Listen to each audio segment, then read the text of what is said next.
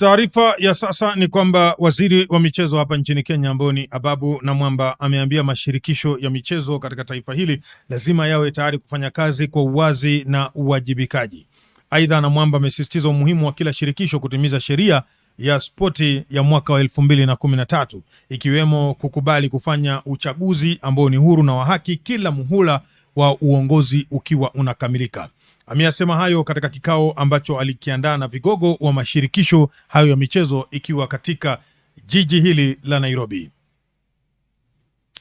This together with the staff from the Ministry of Youth Affairs, Sports and the Arts, specifically the State Department of Sports and the Arts, and this very, very impressive constellation of the leadership.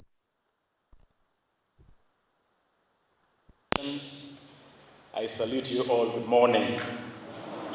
Situsalimiane jameni, ama ni mvua asanteni sana. Thank you very much. The rains are good. We have actually been praying for the rains because it has been too dry and the drought situation is a big challenge. So it's good to see the rains in town. Now I want to take this opportunity on behalf of the ministry to welcome all of you to this meeting and say that I'm really delighted, absolutely delighted to see all of you here. And this means that you share in the passion, the interest that I have for us to make this space better for all of us. We call this meeting for some number of objectives. I have a number of objectives, a number of reasons why I wanted us to gather here together. And it is all in the spirit of the classical African saying that if you want to go very fast, you travel alone. But if you want to go very far, you travel with others. And my very strong conviction that if we want to go far as the sporting family of Kenya, we have to travel with each other. We have to move together as a team. And we have to consult, we have to talk with one another every step of the journey that we are traveling. I had been informed since I came into this ministry a couple of weeks ago that this kind of meeting, this kind of gathering happened many, many years ago in the dinosaur age. And so it is a rarity for the cabinet secretary and the federations to gather, to sit together as we do today. And I want to start off by giving you my assurance that this is going to be a norm and this is going to be done often and frequently.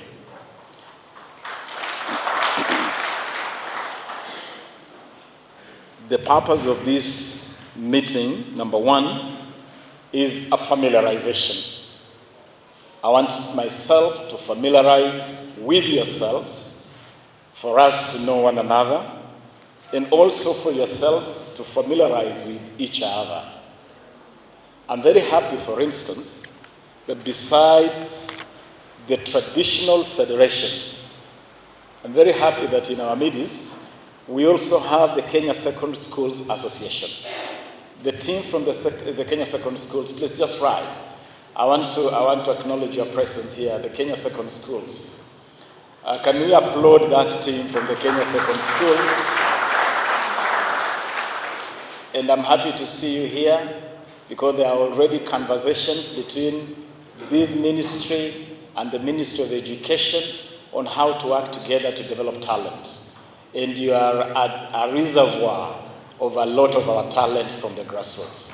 So I'm happy to see you here. I'm happy to see the universities, the team representing university sports. Where are the universities? The universities, please, can you rise too and let us acknowledge the universities? We want to walk the same journey with our universities and see how they can also be part of our journey to develop talent. I'm happy to see representatives of county assemblies The team from the county assemblies, please. Let us applaud the county assemblies. And again, we want to develop very strong synergy between the national government and the county governments, and see how sports is one of those functions that cuts across the two levels of government. So the national government has a responsibility. The county governments also have a very, very serious and very important responsibility. So I'm very happy to see you guys here, and we are going to be working very closely together. I'm happy to see the armed disciplined services, the prison service, for instance. And so this is a conversation that, in my view, right from the outset, brings together everybody really from across the sporting terrain. Not just the traditional federations, but also segments of our sports that are critical in continuously feeding the conveyor belt of our sports. The second purpose, the second objective, the second reason why we are meeting here today is that normally when there is a new sheriff in town, it's important for the town to take note of the new sheriff. Ama namna gani? And so there's a new sheriff in town. And so the new sheriff wants to introduce himself to the town. There's a new sheriff in the leadership of this country. You have a new president. His Excellency William Samoei Ruto is a new sheriff in town. He has a vision. He has an agenda for our sporting arena. It's important for you to understand what kind of thinking your new president has in terms of sports. There's also a new cabinet secretary, and this is also a new sheriff in the space of sports, who has some thoughts, who has some ideas that he wishes to share with you, and also listen to the thoughts and ideas that you have, so that we can move together right from the beginning. So it's part of that familiarization for you to know myself, to understand the thinking I have, and fortunately for us, I'm not entirely new. It actually, for me, it feels like coming back home, having been part of this family a number of years ago in the last years of the Kibaki administration, the coalition government of His Excellency the late Mwai Kibaki and the Right Honorable Prime Minister Raila Odinga. So for me, it is like coming back home, and I'm happy to come back home. I hope mmenikaribisha nikirudi nyumbani. And in that spirit, or in that context of new sheriffs in town, I also wanted us to know that the Kenya Kwanza administration has a vision on all sectors of our nation, including sports. And so this is also an opportunity for me to share with you the thinking of the Kenya Kwanza administration, the plan that was envisioned by the coalition in terms of sports, and how we can actualize that plan, how together we can put that plan in motion. We also meet here today, and this for me is crucial. We meet here today to start the journey of developing a Marshall Plan for our sports. We want to agree on a roadmap how to make our sports better. And this is an agenda which I believe it would not be sufficiently executed if we sat in our offices, in our silo as government, and purported to know what is going on across the sporting arena. We want to develop this Marshall Plan together. We want to listen to one another. We want to hear the challenges. We want to focus on the opportunities and how we can exploit those opportunities together. And so we will be looking at how to unleash the potential of sports as an industry. We want to turn sports into a mega industry, because that is what sports should be. Sports is not supposed to be a sideshow. Sports is supposed to be a key driver of the economy. And you know this perhaps better than anyone else, that all great nations of the world, you talk the US, you talk the UK, many of the EU countries, you look at the manner in which they treat sports. They treat sports as an industry. And sports is a big employer. Sports is a big contributor to the economy. I want us to work together to drive our sporting arena in that direction, into a mega industry that can also help us to absorb a lot of our young people who are struggling with the challenge of unemployment. Sports is a major branding opportunity.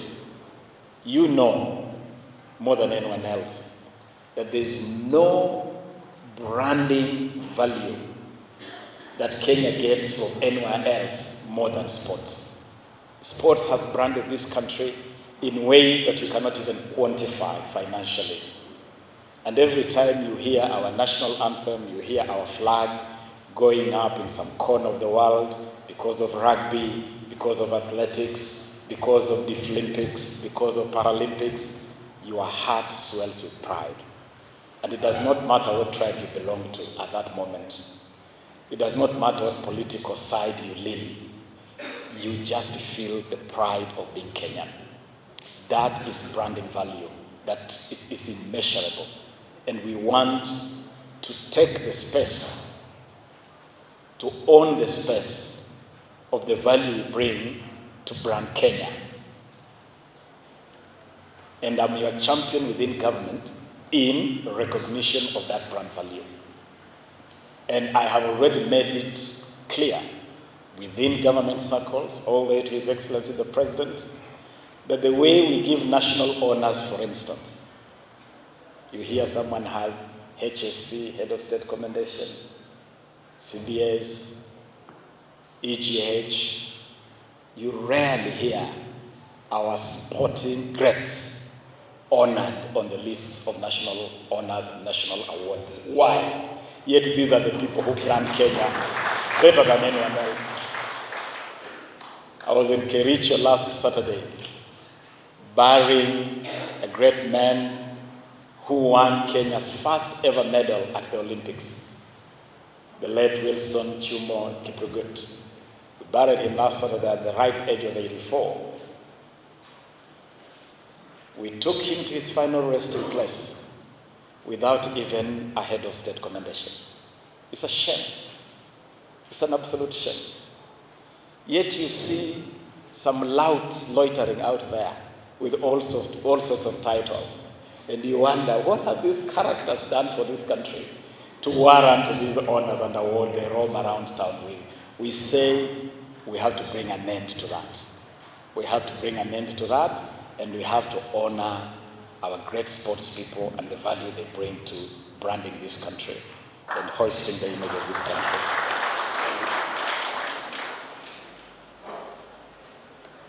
We want to see how sports can take center stage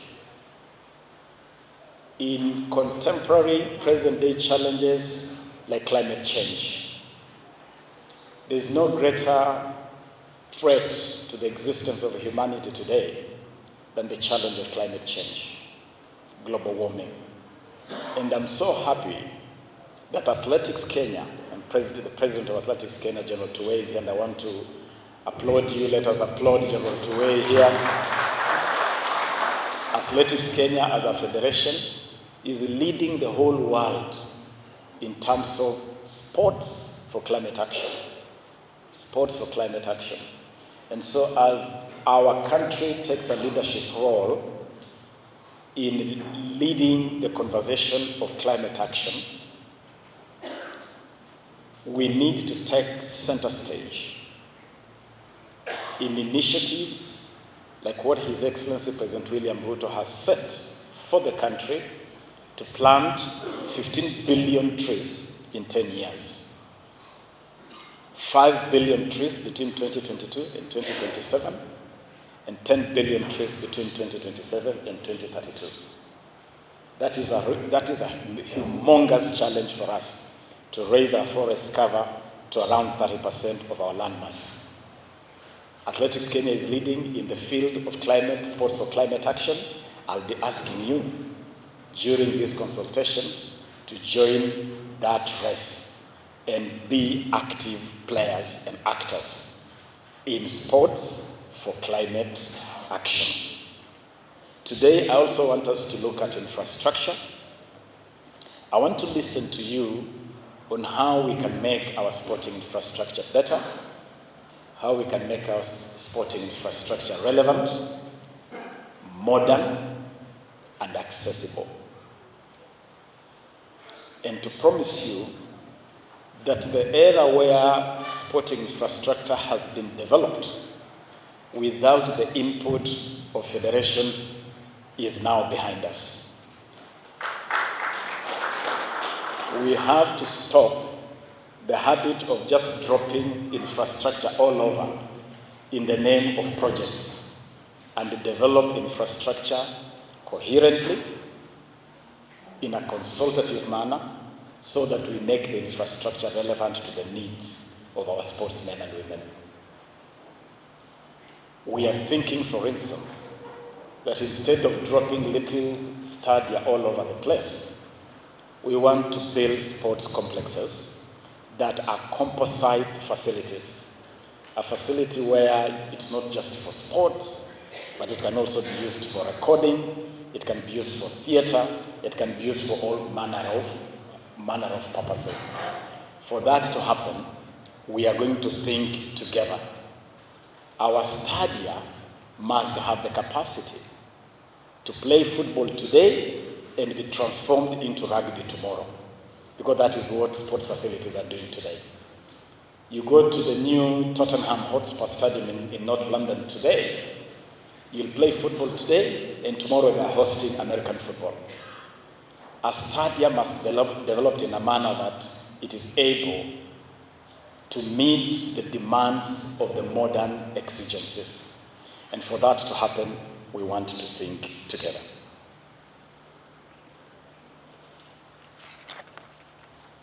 I must say that I've sat there and learned the existence of some federation that I didn't even know existed. So this familiarization is very important. Some of them are actually doing a lot of good work. Today I want to hear, for instance, what is Special Olympics? Special Olympics different from Deaflympics, Paralympics. I guess I'm not alone in wanting to learn something about Special Olympics, okay? And so, just to draw to a close, because we came here to listen.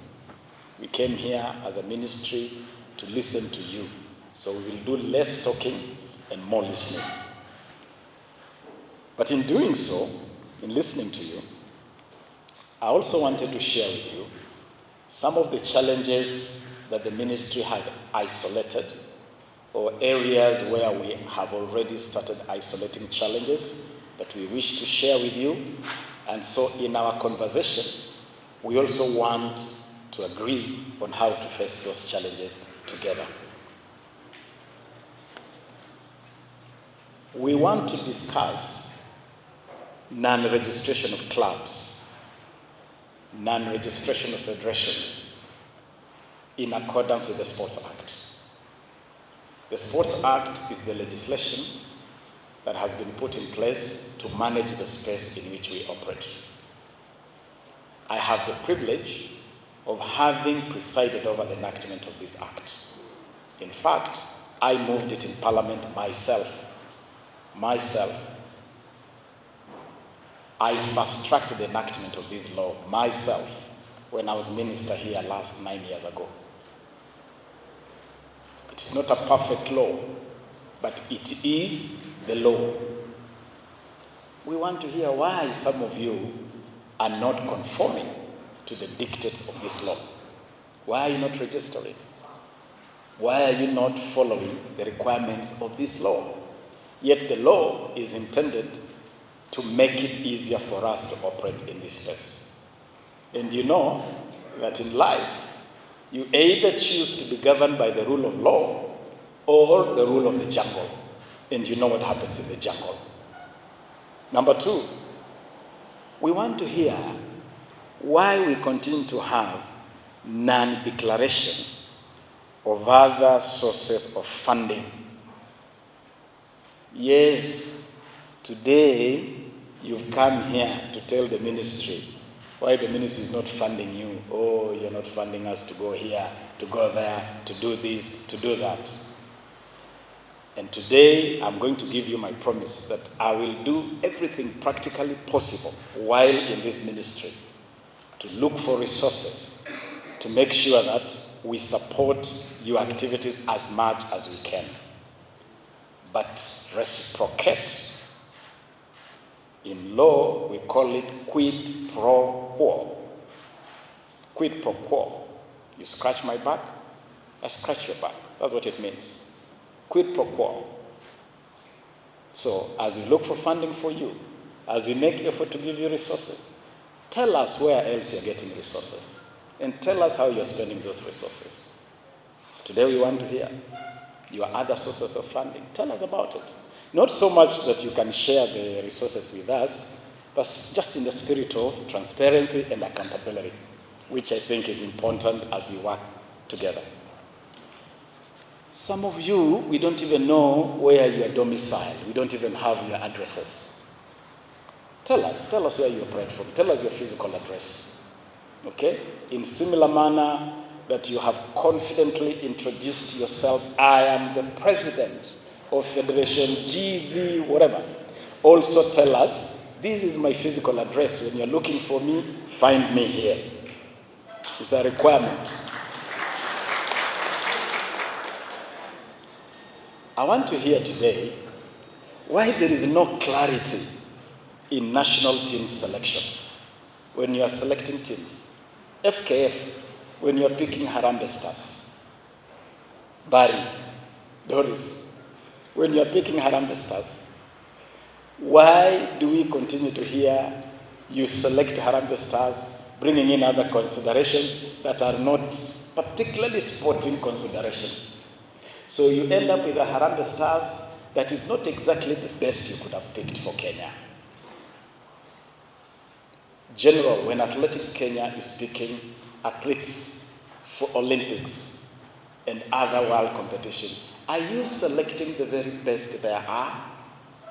Are you selecting on merit, or do you have other considerations, subterranean considerations that then undermine the ability of our teams to compete on the global or on the continental stages?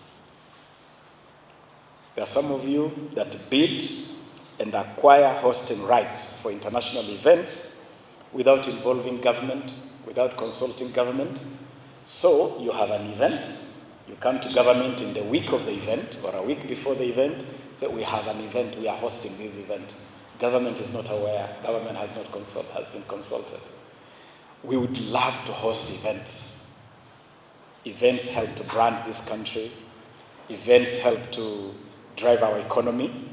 Please consult when you're hosting events. Let us plan together.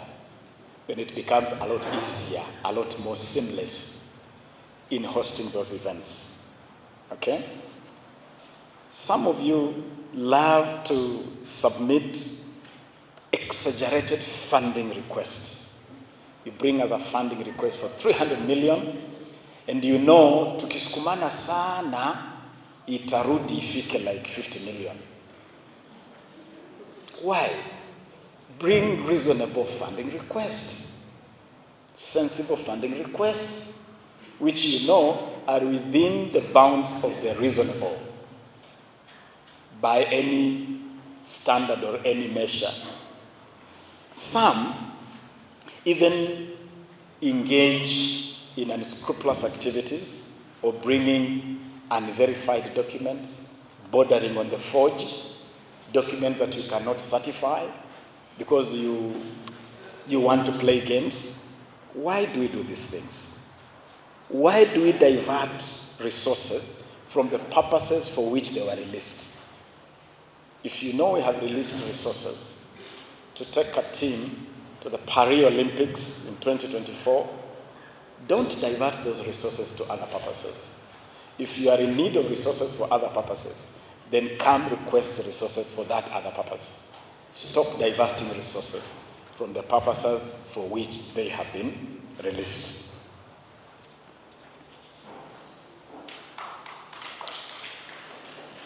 Another challenge, na by the way leo tunaambiana ukweli. Mimi kupakana mafuta na chupa mgongoni sijui, sielewi. I just say it as it is. I say what I mean, and I mean exactly what I say. So I'm telling you stuff that I want us to clean out. You'll also tell us stuff that you'd want the ministry to do what? To improve on. Because the ministry has also not served you very well. So I also want to hear areas where you want to see the ministry serve you better. In the same way, the ministry will tell you areas where you can do better. And if we do that, we will definitely raise our sports to the next level. I have no doubt about it. Why don't you have development plans? Why don't you have programs for talent identification and nurturing? Why have you reduced funding to events?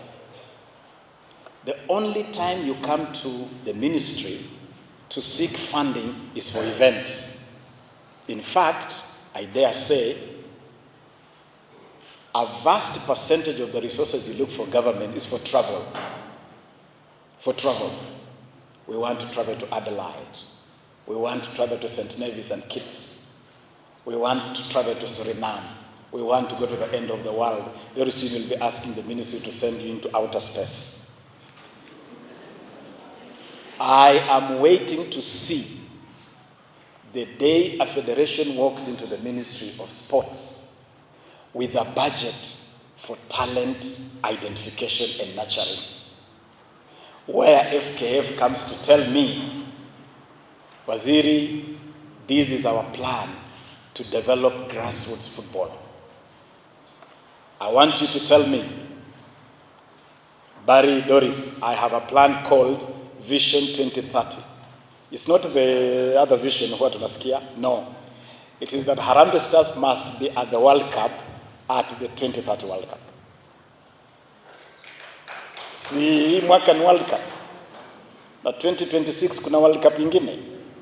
I don't want to put pressure on you for 2026. But I'm telling you and I'm targeting you to take Harambee Stars to the World Cup 2030. Is that too much to ask? And you know you will not do it if you don't dive into the grassroots. You will not do it if you don't go back to the basics.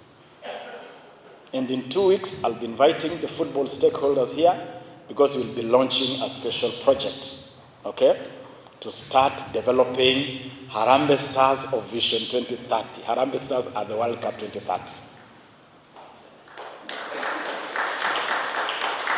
Why are you not bringing me or bringing the ministry plans to identify and nurture talent?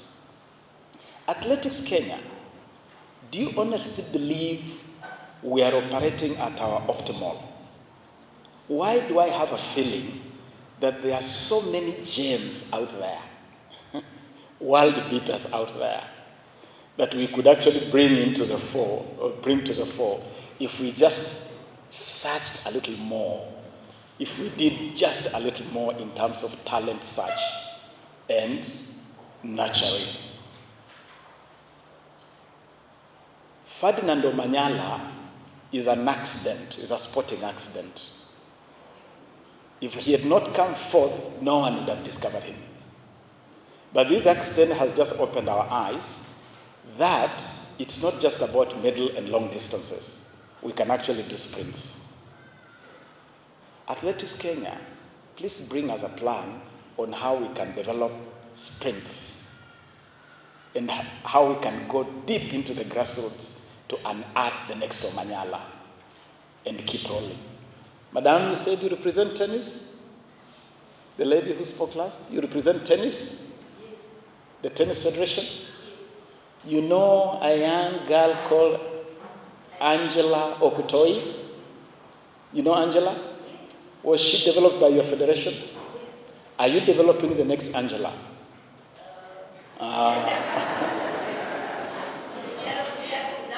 Okay. No, I'm making a point.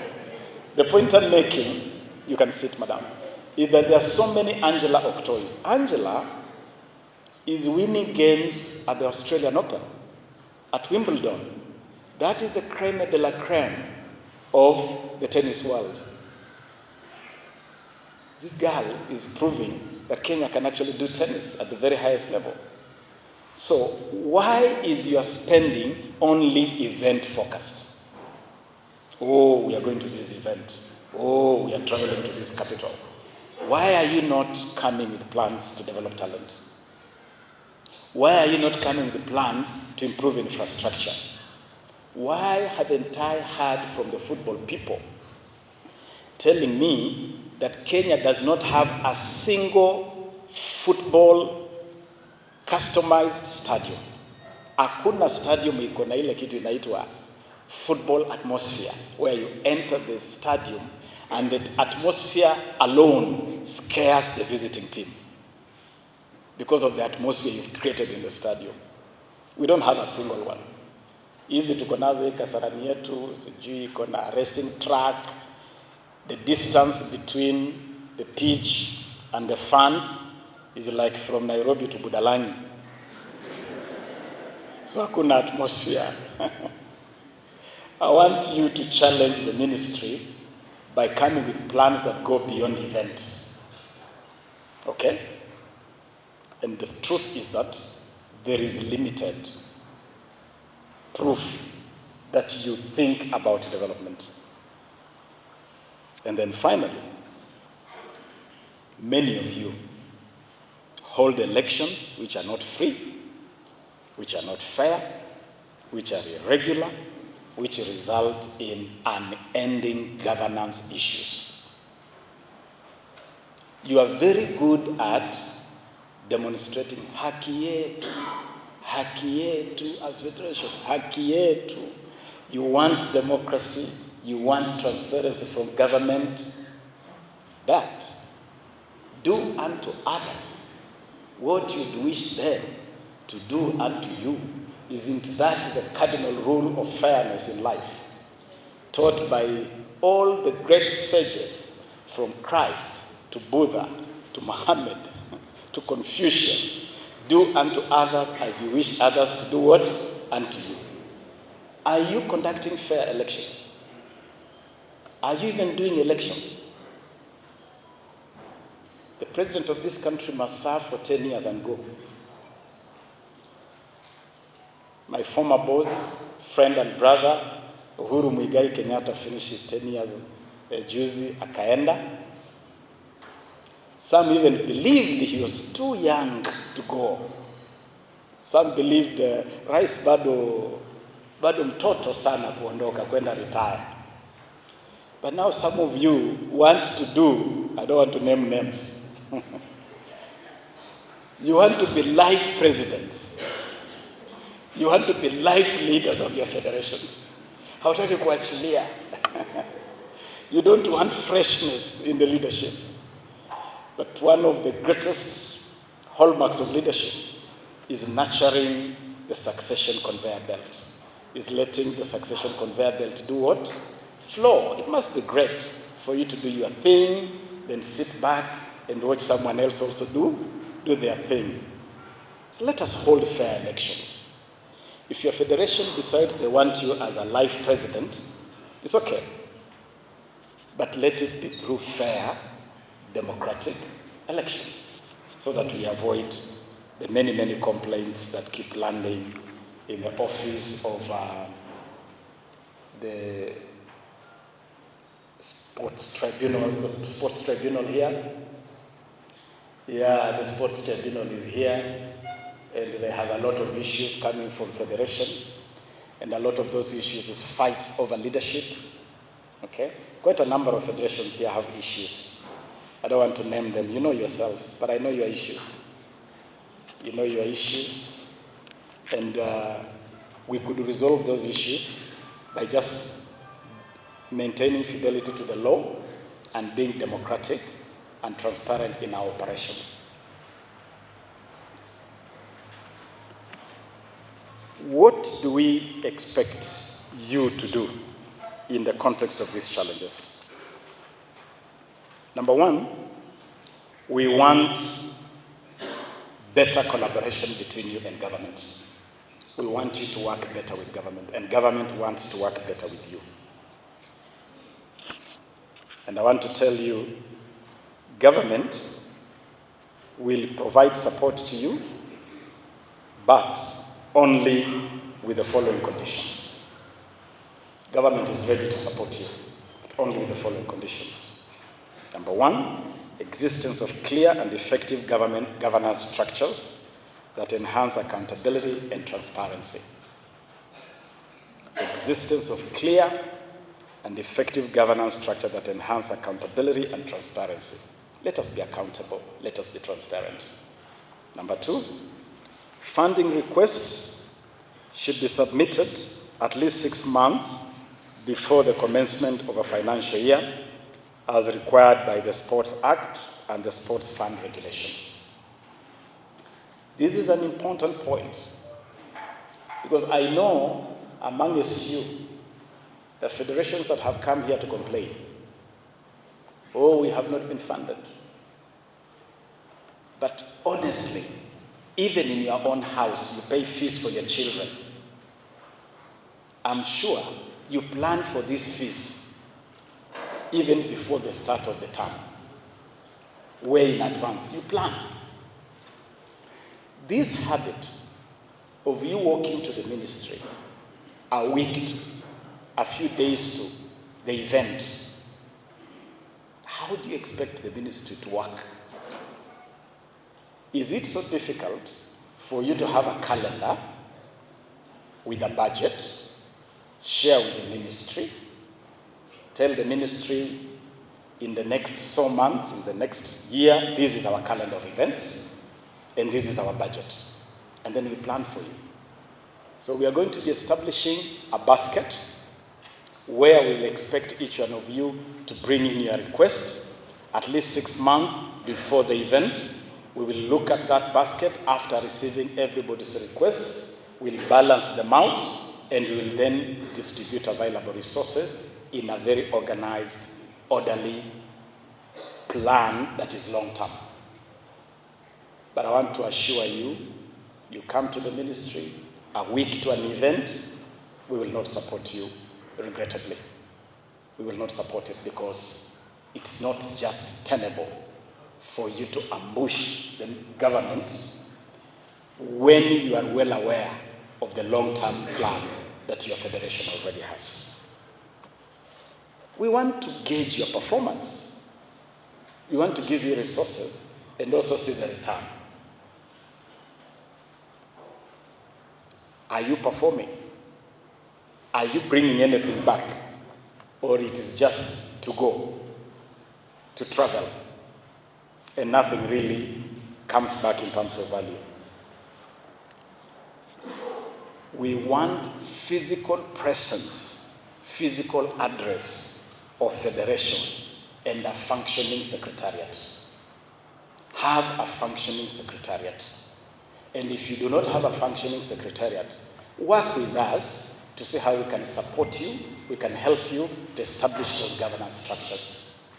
Wacha kutembea na federation kwa briefcase bwana. Okay? Unazurura na briefcase kutoka ofisi hii hadi ofisi nyingine. Alafu sasa wewe unakuja hapa kututisha vile wewe ni rais ya federation ya ndani ya briefcase. Kuja, njoo tusaidiane kujenga structures za hiyo federation. Tusaidiane, instead of coming with the next request for an event, come with a request to help you establish a governance structure, so that we help you establish a functional secretariat, so that you have structures, so that when we give you money, you have even a structure to be able to give us returns. Sasa kama hauna ofisi, hata returns zetu utatengezea wapi jameni? Ama utatengezea wapi? Utatengezea cyber.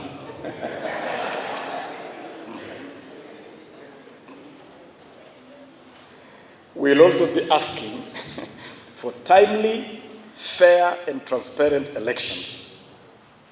Timely, fair and transparent elections. Federations, you belong to the people. You belong to the sporting fraternity. You belong to your members.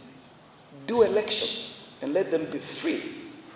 Let them be transparent and let them be timely. And in this regard, I want to ask all federations to submit reports on your respective election status. After this meeting, we'll be asking each federation, tell us the status of your elections. When did you hold elections last? When do you plan to hold the next elections? Sawa. Quid pro quo. Quid pro quo. Okay, what is good for the goose must be good for the gander. You have to rationalize funding requests in terms of the resources available, and that's why I'm talking about a basket. We'll put all the requests in the basket, and then we'll balance based on the resources that are in our hands. Submit authentic requests and documentation for the funding. Develop your structures for talent development from grassroots to elite level. We'll be asking every federation to give us a plan. How do you plan to develop kabaddi? I know kabaddi. I've played kabaddi in Bombay. I go to Bombay every year and I play kabaddi there. What plan do you have to develop kabaddi from the grassroots to the elite level? I met the chess people the other day. I met the taekwondo people last night. What are you doing to develop the sport from the grassroots to the elite level so that all of you have a conveyor belt running from the base to the top?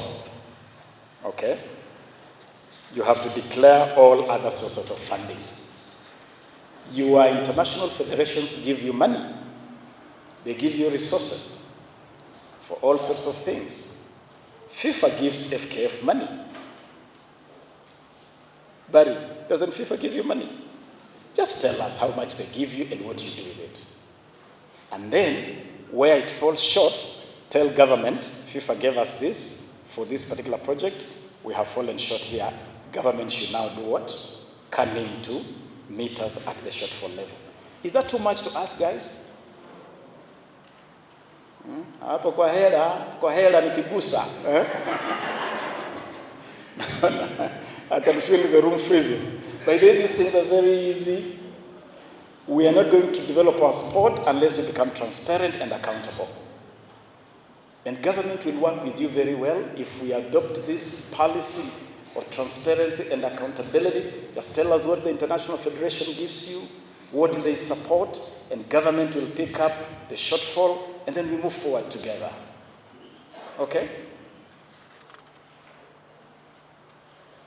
You will also adopt a new requirement to submit audited accounts whenever we require you to. You have to give us audited accounts because PS Okudo must go before the Public Accounts Committee and explain to the Public Accounts Committee as the accounting officer of the ministry how the resources that have passed through his hands have been spent. So the same way PS Okudo is required by the Public Accounts Committee to account, he should also ask you to account to him what he gives you. Just account to him so that he can also account to Parliament's Public Accounts Committee. And everybody will be happy. Submit regular reports on performance. Submit regular reports on performance of the various federations. If you've engaged in so many activities, just tell us how you're performing. By giving us regular reports, we are able to isolate challenges together and respond to those challenges timely. We can do better. Ndugu Kioni, volleyball is a big thing. And I know that your federation can achieve incredible heights. Okay? Tell us how volleyball is doing. Okay? And through that kind of report, together we may just be able to identify areas where we can make volleyball better. And this goes for all the federations. File returns within 14 days according to the Sports Fund manual. The Sports Fund, where is Wambogo? Mark must be the most popular guy among these guys because it's you who gives them money. But Mark runs the sports fund as the CEO, and he has a funding manual. That manual requires you to file returns within 14 days after you have done your thing, you have spent the money. Just give him the returns. It makes it very easy for him to run an accountable system, which also helps the PS to do proper returns to Parliament and to run an accountable ministry. Have clear structures in national team selections. Please have a clear structure on how you are selecting our national teams. If you select national teams on merit, you'll select very strong teams. Very, very strong teams. And your federation will succeed, and Kenya will be the better in terms of performance. Okay? Finally, if you are bidding for any event, please consult with us. If you plan to bid for any regional or international event, talk to us. Let us plan it together. I know the martial artists are planning something. They have already brought it to our attention. And we would even be happy to be with them. Deaflympics have already consulted us on an event which they are planning. And we are already consulting with them on how we can support the Deaflympics Federation to do what they are planning. Finally, I want to ask you to join me in the war against doping, in the war against substance abuse. Our sports is on the red line because of the bad behavior or the bad manners of doping and cheating. Athletics is hardest hit.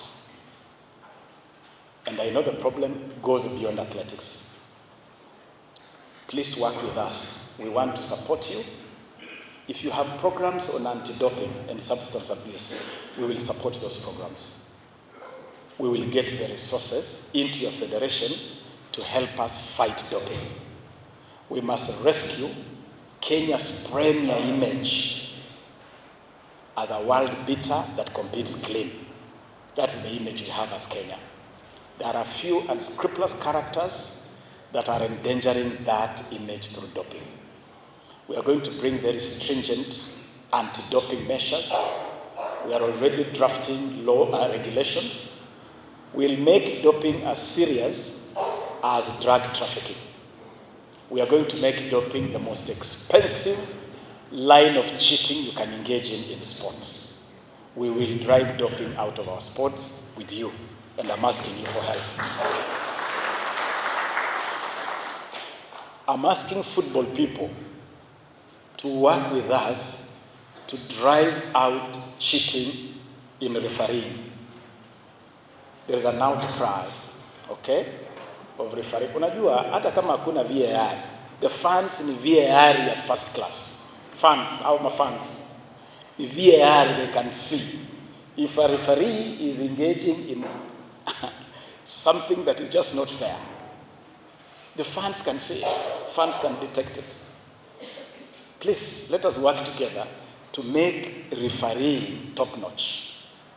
Top-notch. Let us run clean sports. Drive doping out, drive cheating out. And as Abraham Lincoln once said, please teach our sports people that it's more honorable to lose than to cheat. It is more honorable to lose than to cheat. Let us stop cheating in sports. Tuko pamoja? Are we together? That is my framework of interaction today.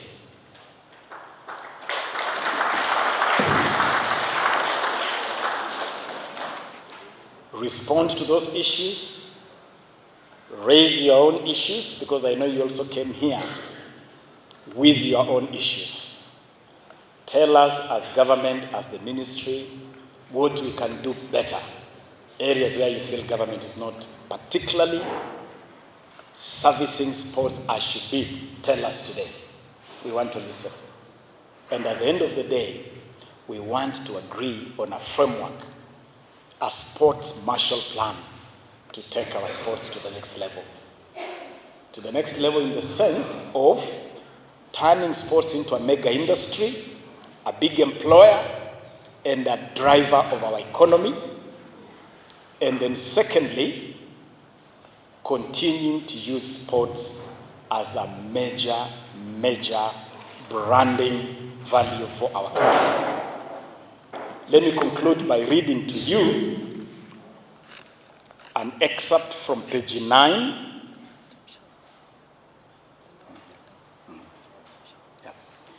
An excerpt from page 9 of the plan.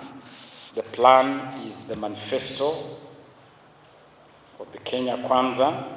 We call it the plan.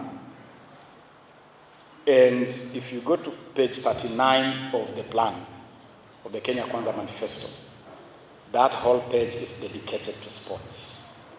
It says the following.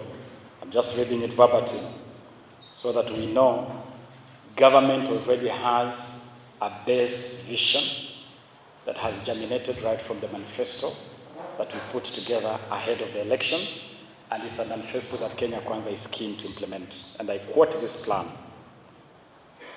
It says, "We are a sporting nation. A look at the Olympics medals table will confirm that unequivocally, that indeed we are a sporting nation. Sport is one domain that Kenya punches well above its weight. Kenya is an international giant in middle and long distance athletics and sevens rugby. But we also feature in a wide range of sports, including football, volleyball, swimming, golf, motorsport, tennis, cycling, shooting, archery, cricket, amongst many others. The brand value that Kenyans participating and excelling in on the international sporting arena is incalculable, as I've already said. It's beyond measure. But far too often, the government lets down our sports people in terms of facilitation and provision of adequate resources. Our plan recognizes that government has actually failed in the sector, often, perhaps more often than not, and continues to say, given the contribution of sports to Kenya's international standing, we should never see our sports people stranded in foreign countries or complaining about equipment, allowances, and hospitality during competition. Our international athletes should also never retire to a life of penury, a life of poverty, like the circumstances of Wilson Chumo that I said I buried last Saturday. Our sporting prowess also portends tremendous opportunity to build a sports economy that has a whole value chain that includes hosting of international sporting events, training facilities, and manufacturing of sports apparel and equipment. For example, many Kenyans are unaware that we are one of the world's leading manufacturers of dartboards.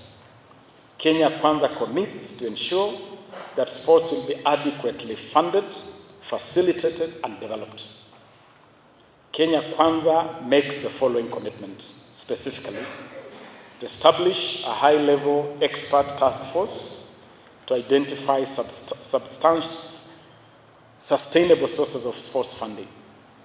Consider the setting up of a national lottery, tax incentives for corporate sponsorship, and a dedicated or ring-fenced tax and public-private partnership framework for infrastructure development, to review the Sports Act in line with the recommendations from the stakeholders, establish and resource adequately a dedicated function within the Tourism Promotion Council to attract international sporting events, basically sports tourism, leverage on our international athletics brand to develop a domestic sports apparel manufacturing cluster, expand the national youth talent, the national sports academy, the Kenya Sports Academy, to include all sports and simultaneously devolve it to the county level and introduce county sports talent academies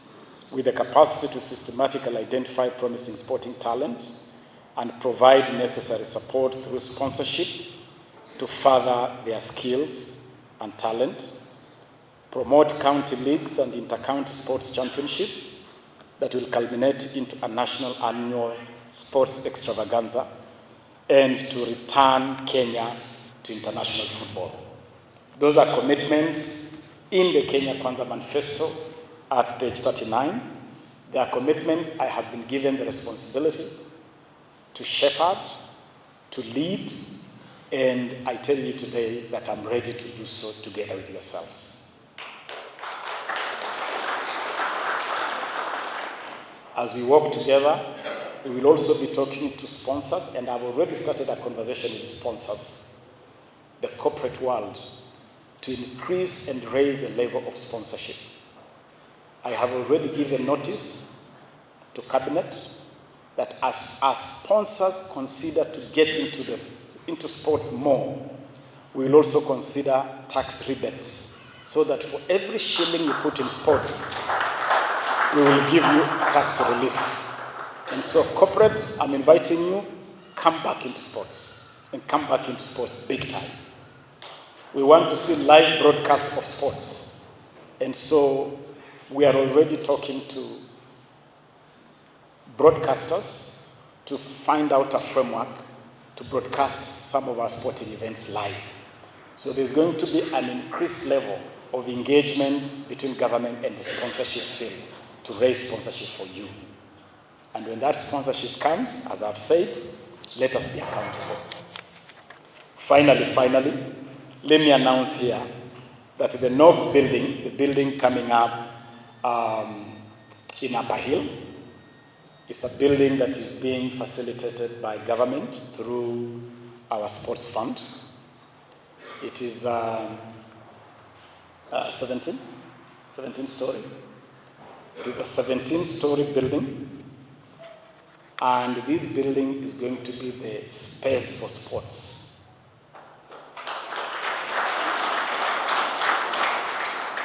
As soon as that building is completed, and it should be ready by January, we have given the contractor January as a deadline to complete that building.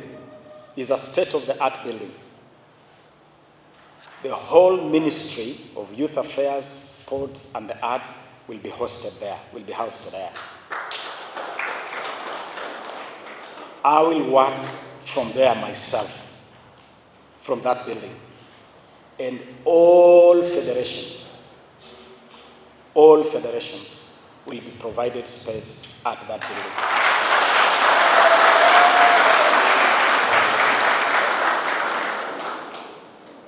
Sasa mambo ya briefcase,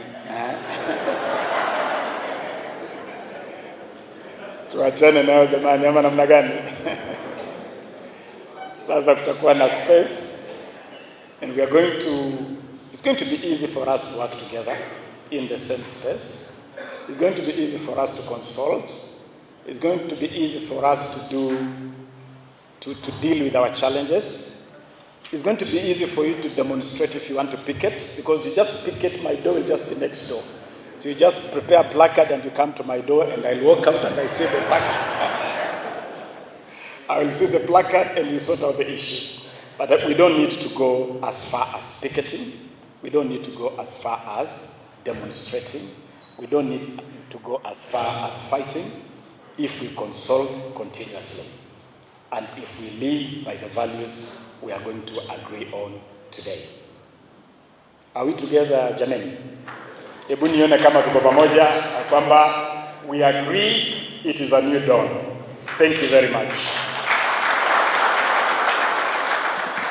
Let me now invite my PS Okudo, to guide us in the next session, where we now want to listen to you. Asanteni sana.